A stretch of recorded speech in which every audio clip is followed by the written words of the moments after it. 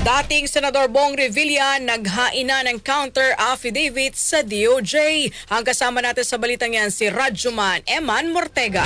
RMN Live Reports.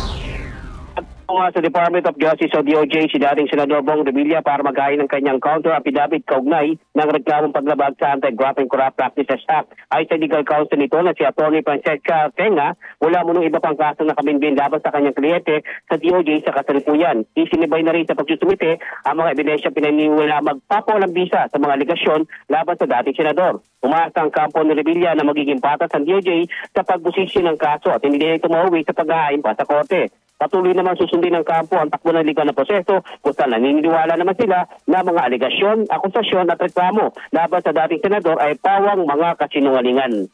Kasama mo sa DCXL RMN Manila, Radjuman Eman Mortega, Tatak RMN.